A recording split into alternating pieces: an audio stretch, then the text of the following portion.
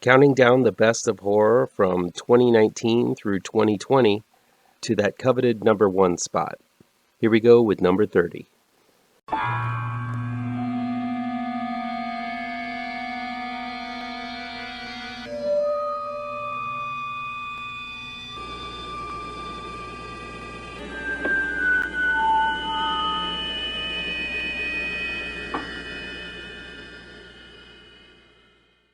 Welcome to the official Best of Horror 2019-2020 countdown on MLMiller Frights. A part of the Kings of Horror Network, I'm MLMiller. I want to start out by urging you to give this video a like, share with your buddies across the electronic superhighway, click subscribe to this channel, and don't forget to ring that bell for notifications. If you're in the Chicago area and love horror, you have no excuse not to head out to the Chi-Town Movies Drive-In every day in October for the Music Box of Horrors Drive-In Spectacular. There's going to be late shows on Sunday and Thursday and double features every Friday and Saturday night. In addition, every weekend is themed with Grindhouse Fridays, Rip-Off Saturdays, and Sequel Sundays.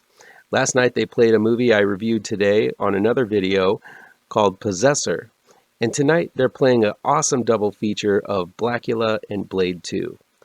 Look below for a link to the schedule for the Music Box of Horrors and directions to this awesome horror event that's running all month long. So on with the countdown. Number 30 is ANTRUM, the most dangerous film ever made. It was released on November 12th, 2019, and it's available on digital download and on demand from Uncorked Entertainment, as well as streaming on Tubi. ANTRUM was directed by David Amito and Mike Laicini. It was written by those guys as well. I saw ANTRUM, the most dangerous film ever made, a few weeks ago. A movie that's said to curse horrible misfortune and even cause death to those who watch it. But I'm still kicking. So much for that. Filmed in a mockumentary format, ANTRUM goes through a little history of this cursed film and interviews film scholars and historians before showing the actual film itself. All of it fits together quite well as these bits set an ominous tone with tales of theater fires, subliminal messaging, and other instances where watching the film resulted in catastrophe. These segments look and feel realistic with actors who are convincingly playing the roles of experts in the material. Once we get into the actual film itself, the film has a lot to live up to, given the amount of hype it received in the opening sequences.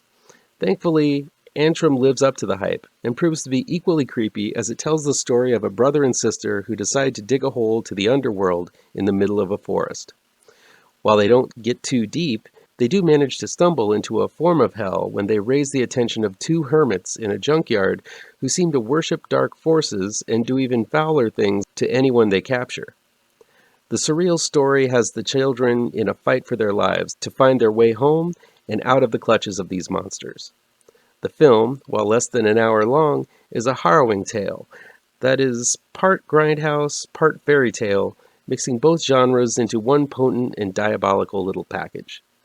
ANTRUM feels authentically made from that dirty, down-homey 70s era where things just feel unkempt, grimy, and dangerous. The acting is decent, especially the two child actors playing Oralee, played by Nicole Tompkins, and Nathan, played by Rowan Smith. Equally effective are the twisted men after them, played by Ian Istrate and Kirkus Zalewski, who have a sleaziness to them that you can almost smell. It all feels grisly and real, as if you're watching a snuff film with the kids being oblivious to the ominous horror they're dancing too close to. There's a potent feel of wrongness about the film, with some truly effective handheld shots, subliminal satanic imagery, and the aged look of it all. The film doesn't show much depravity or horror, but what is suggested right out of range of the camera is spooky enough. I don't know if each separate part could have worked alone, and I think pairing the mockumentary up with this film itself was a great way to approach the subject matter. Played together, and you get a movie that may not live up to its subtitle of being the most dangerous film ever made, but it comes damn near close. ANTRUM, the most dangerous film ever made, is one off-kilter film that will definitely fester in your mind longer than you'll want it to. Recommended for you sickos out there. You know who you are. Barely toppling off the edge of the main countdown is We Summon the Darkness. It was released on April 10th, 2020, and it's available on digital download and on demand from Saban Films. It's also streaming on Netflix. We Summon the Darkness was directed by Marc Meyers and written by Trezza. It's the late 80s and hair metal is in season. Three gals, Alexis, played by Alexandria Daddario, Val, played by Impulse and Mr. Mercedes Maddie Hassan, and Bev, played by Hellfest and Channel Zero's Amy Forsyth, head out to see a metal concert and happen upon a trio of dudes. Marc, the very Colin Farrell-esque Kian Johnson from Alita Battle Angel, Kovacs, Logan Miller from Prey and Escape Room, and Ivan, played by Austin Swift. After a bitchin' concert, the two groups decide to party together at Alexis's house, despite the fact that there seems to be a satanic cult loose, ritually murdering people. The media is all over the story, and everyone from the police to the local pastor John Henry Butler, played by Johnny Knoxville, are warning the public about these notorious killers. But that's not going to get in the middle of these kids' dedication to party. I want to avoid revealing the twist here, but anyone who has seen their fair share of horror movies will see it coming from a mile away. Still, the film tries to keep its cards close to its chest as long as it can in order to prolong the anticipation. By the 30-minute mark, and after the twist is revealed, the film became much more fun and unpredictable. The group finds themselves in an unconventionally dangerous situation, and given the kooky personalities of the group of talented young actors, it makes for some extremely fun moments. I found myself enjoying the last hour of We Summon the Darkness more than I expected once the secret was out. I won't be vague in saying that this is an absolutely watchable cast full of likable characters. Daddario has already proven to be a star, yet she blends in well with the other two lesser-known but equally talented gals, Hassan and Forsyth. The three of them together, just ripping on each other and babbling about nothing in particular, is some of the most charming moments of We Summon the Darkness. These gals rock together, and it's obvious that these genuinely funny interactions are the moments the film wanted to sell the most. Out of the three, Maddie Hassan is the true standout as the slightly twisted and boisterous Val, who has a zero fucks given attitude and a penchant to party hardy more than the rest of the girls. Hassan seems to have had a ball playing this character, and she really does shine every moment she's on screen. While Daddario has the star power, Hassan was the one that stole the show for me. The only problem I had with the actors was that they were obviously not teenagers, but that's been a trope in horror movies since the 80s, so I can't hold it against this one.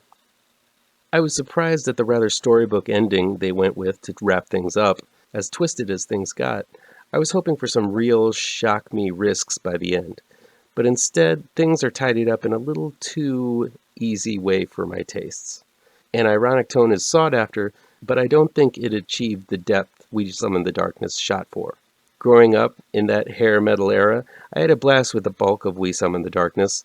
The cast, especially Maddie Hassan, deliver lively and engaging performances. I just wish the rough and tumble story would have stuck to its guns all the way through to the end. Still, there are a few films that harness that level of reckless abandon that this one does. That'll be it for today.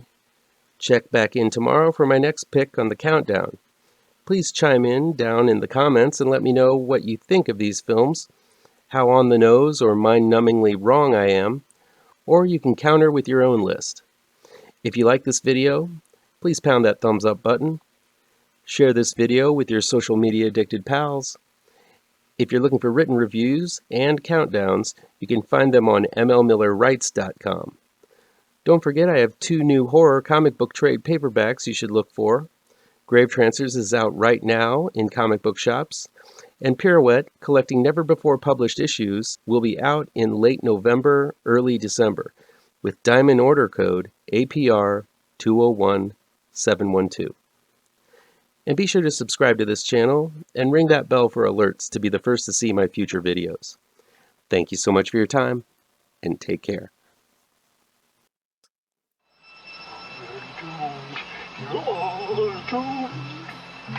You're doomed to live the life you're meant to be. stuck inside your reality.